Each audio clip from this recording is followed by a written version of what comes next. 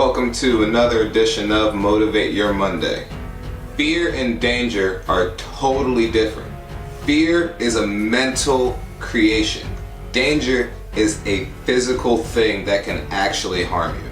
As the title said, fear versus danger. We're going to be conquering the thoughts that revolve around fear and danger. A lot of us misconstrue what those two things are, which you guys need to kind of evaluate as you go through the process of trying to be more successful. Is you have to come to grips with fear versus danger. The issue that a lot of us run into is we equate one to the other.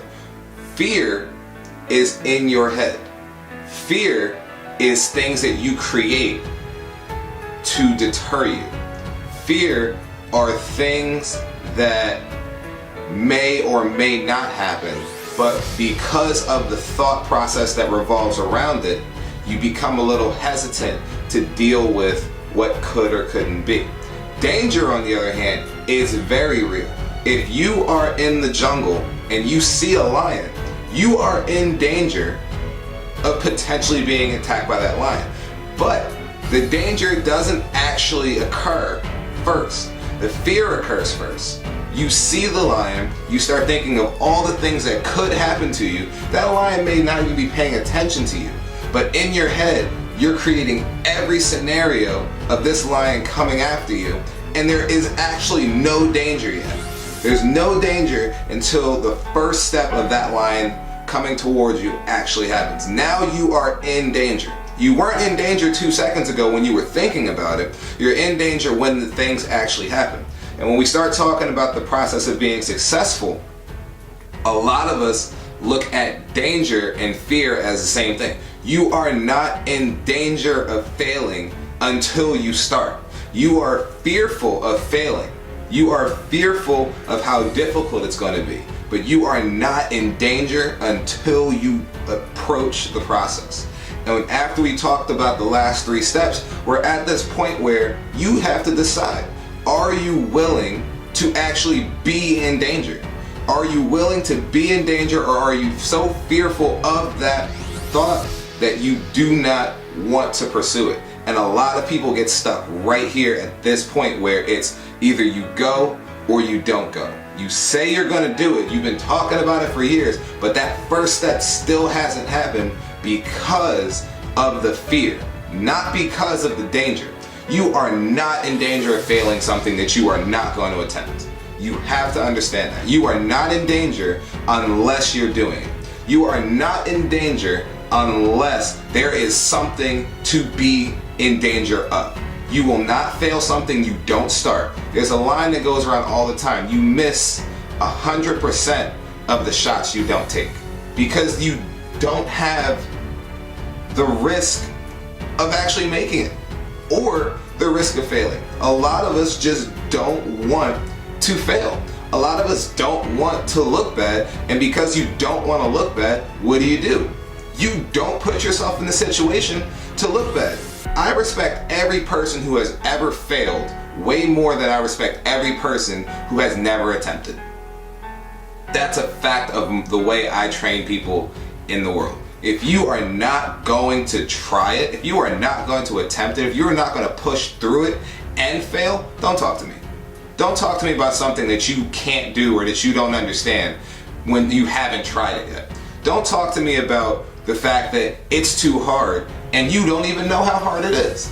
When you guys get out there and start attempting things and start failing, what you'll start to understand is the development is on the other side of those failures. And yes, you're failing now and you are actually in danger of failing when you're attempting, but the things that you're going to get out of those failures are going to inevitably help you succeed a little better in the long run. And that's where a lot of people get shut down, is they have so little experience because they spent so much time in their head thinking about everything that could and couldn't happen, that the person who's out there experiencing things that will and won't happen is learning the lessons that will push them further. I was watching an interview of Will Smith where he was talking about going skydiving, and he talked about the fact that he went skydiving the day after they planned to go skydiving.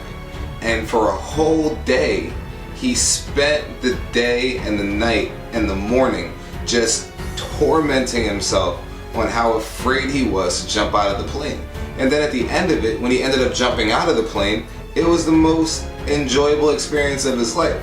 And he realized that that whole first day, he had just wasted a day and he didn't need to. What's the point of being afraid when you could just not go? He was in complete control of that fear, but he let the fear control him. He could have just not gone and completely alleviated that fear, but rather than do that, he faced the fear, but at the same time, he was afraid the whole time, and he let that fear control every action he took that day. How many of you are letting your fear dictate your thought process? How many of you are letting your fear dictate the actions you will and won't take?